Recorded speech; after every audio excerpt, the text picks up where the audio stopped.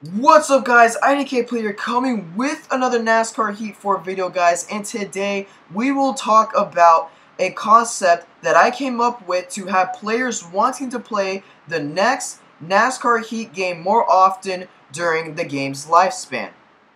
But as usual, before we get into the video, shout out to my donators in my last stream, Kyle Larson 42 Fan and Dark Helmet SK. Links to their channels will be in the description below. So without further ado, guys, let's get started. But I actually want to say something real quick. This is not just meant for you, the viewers, to hear. This is also meant for Sean Wilson and Ed Martin and any other developer of the next NASCAR Heat game to hear, because I seriously believe if this is going to be added into NASCAR Heat 4, it will seriously help out with people playing the game more often, because they would want to play the game more often. So hopefully you guys are watching this, and let me present this idea to you guys. So there is one thing in my mind that seriously stands out that isn't in modern NASCAR games, but is in other modern games of different sports, and that is the ability to grind and to unlock certain things. Now, don't get me wrong, I know you can seriously grind on career mode and to be able to own a car or own a team and to like get sponsorships and to move up in the ranks, but this is something else I'm talking about, and that's to do with multiplayer and single player. And also, I know in NASCAR Heat 3 you could grind to join the esports league and do NASCAR champions, basically esports where you can, get badges of A, B, and C. I know all that, but this concept that I have right now is a step up, and this is the concept I have for you guys. So I'm just going to call this concept Virtual Store, because that is basically what this is. So as you guys remember, back in NASCAR Heat Evolution and NASCAR Heat 2, we had speed points, but they weren't really used for anything. So if we bring back speed points in NASCAR Heat 4, they could be used to unlock items in the virtual store. But before I get into the items, let's talk about speed points. So speed points, basically how it was in NASCAR Heat 2, will not change how it would be in NASCAR Heat 4 for this concept. Basically, it's if you have 105 speed rating, times that, I think it was about like how many laps you did, and that's how many speed points you would get at the end of a race. And speed points would be awarded not just in multiplayer, but also in single player and in career mode. And also challenges. It would also be awarded in challenges. So basically, after you gather up enough speed points, you would go to the virtual store where you could buy certain things with speed points. You would not be able to buy this with actual money. You would buy this with the speed points you collected after grinding in the game. And for instance, with these items that you could buy camos, like an all camo custom car paint scheme, or you can buy more slots for your custom car. So let's say more slots for your custom car, that'll be 10,000 speed points. Or a all camo custom car, that'll be 25,000 speed points. But it gets better as we go on. Now, if you really want to grind hard enough, you could unlock tracks that aren't usually ran at night. For instance, Atlanta. Atlanta was only ran at night in 2018 due to rain, but usually it's not ran at night. So you would be able to unlock Atlanta at night for, let's say, 50,000 speed points. Same thing with Las Vegas. I know Las Vegas might be a day to night race in 2018, but depending on if you guys are going to have day and to night transitions for NASCAR Heat 4, you could have a Las Vegas strictly at night. Same thing with Homestead. You could have a Homestead strictly at night and unlock that with 50,000 speed points. And it just doesn't stop there. You could also buy tracks for the Truck Series and the Xfinity Series. For instance, if you want to buy the Roval because you want to race the Roval in the Truck Series, you could buy it for 50,000 speed points. Same thing with the Xfinity Series. Let's say you want to race at Martinsville in the Xfinity Series, okay? You're going to grind to get around 50,000 speed points to get Martinsville, and you'll buy it with the 50,000 speed points that you've earned to race at Martinsville in the Xfinity Series, but it gets better there. One thing that has been seriously wanted, and I've seen this in a couple wish list videos for not just NASCAR Heat 4, but also for previous NASCAR games, and that is classic tracks. With the virtual store, for let's say 300,000 speed points, you can buy Rockingham to race at the Cup Series at Rockingham for 300,000 speed points. And same thing with, let's say, North Wilkesboro or Nazareth or Nashville. The list just keeps going on and on and on. And another thing that people have also probably wanted was, let's say, for 200,000 speed points, you could buy the Daytona Road Course and take the Cup Series to the Daytona Road Course. Or same thing with the Pocono Road Course. Or the Homestead Road Course. These are basically road courses that you could buy with the speed points to be added into the next NASCAR game through the virtual store. And these are not just limited to, let's say, the Cup Series. If you want to buy it for the Truck Series or the Xfinity Series, most likely it will be less speed points. And when I mean by less speed points you have to spend for the Xfinity Series or the Truck Series to go to the Daytona Road Course. But this is also another thing.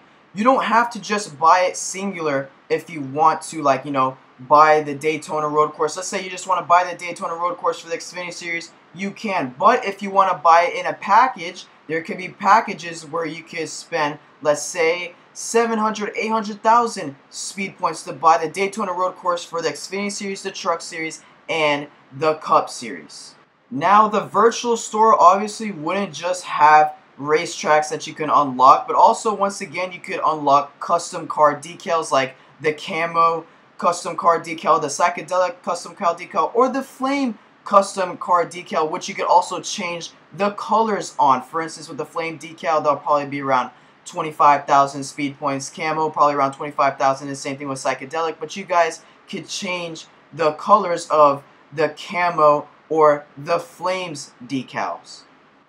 Also, the developers wouldn't be losing any money over this. They would actually be gaining money over this, because I also found out that the fact that they didn't market the Dirt Series, I found out people literally strictly bought NASCAR Heat 3 just to race in the Dirt Series. If you can market NASCAR Heat 4, will have classic tracks that you can unlock, for instance, like Rockingham or North Wilkesboro. People might just buy the game to race at the classic tracks, and they still wouldn't be losing any money, because they would still be able to give out DLC paint schemes that you would have to buy with your own money, or you could buy the Hot Pass that they have every single year.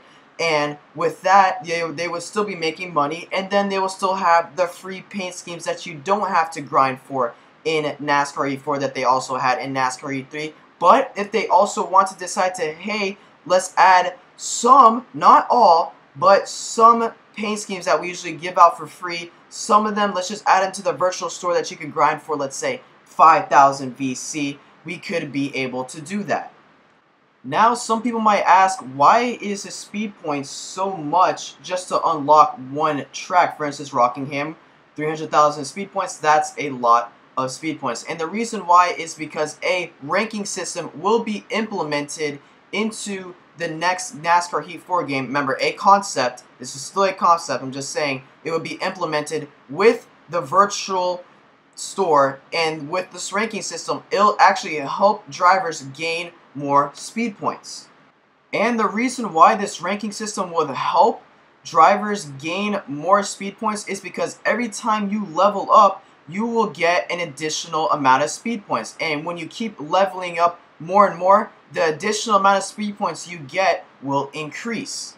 So this is how the ranking system will work, also known as the leveling up system. It will work because there will be 4 tiers. There will be Rookie, Contender, Champion, and Hall of Famer. And throughout those tiers, there will be 10 levels. So let's say you're a Rookie 1, you can level up to a Rookie 2, 3, 4, 5, all the way to 10. And same thing with Contender, Champion, and Hall of Famer.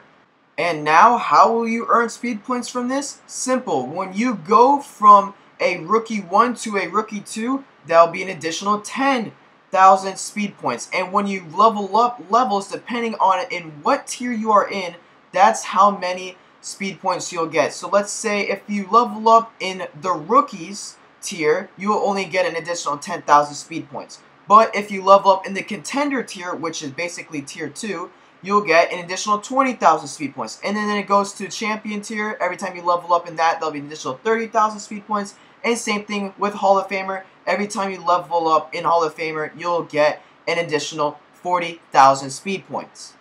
But when you go from a certain tier to another tier, aka when you become a Rookie 10 to a Contender, you could get an additional 10,000 speed points because you leveled up your tier. And then when you go from the contender tier, which is tier 2 to tier 3, you'll get an additional 200,000 speed points. And then same thing when you go from champion to Hall of Famer, you'll get an additional 300,000 speed points. And then when you max out at Hall of Famer 10, you'll get 1 million speed points.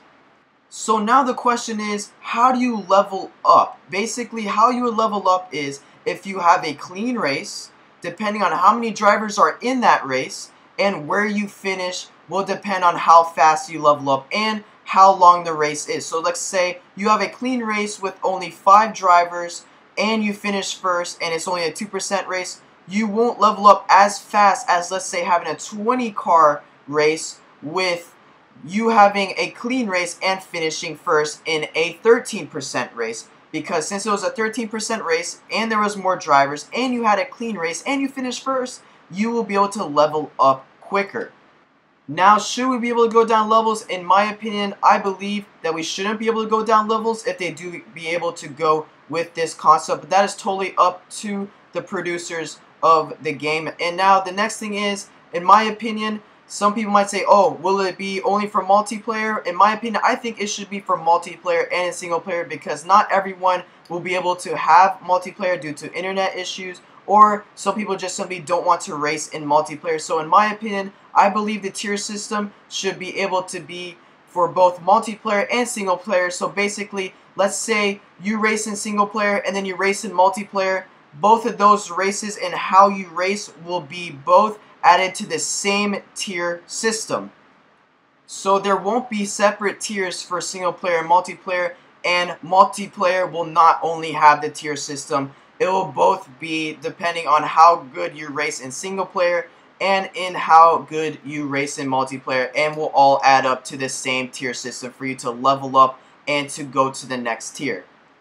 And that is my concept. I hope you guys did enjoy, and the reason why I believe this concept would seriously help with the next NASCAR Heat game is because drivers will be grinding to unlock items and to get their tier level up and their levels up. And not just in single player, but also in multiplayer, so they can unlock stuff like the flame decals, or they can unlock stuff like the classic tracks or tracks that are usually ran at night, and etc. So I hope you guys did enjoy. Thank you guys for watching. If you guys are new, smack that sub button. Comment down below your opinions about this system. I hope you guys did enjoy this system. I believe that it was actually a pretty cool idea. So if you guys do have opinions about it, feel free to comment down below. I'll be sure to hear your opinions about it. And don't forget to subscribe and like this video if you did enjoy it. And don't forget to subscribe for more NASCAR Heat 4 videos that I will be uploading. Basically, what to expect to be in NASCAR Heat 4 and other things that should be in NASCAR Heat 4. And soon, the second we get NASCAR Heat 4 info and news, I'll be glad to upload videos about that as soon as I get them. So thank you guys all for watching. I'll see you guys next time. IDK out. I gave you everything.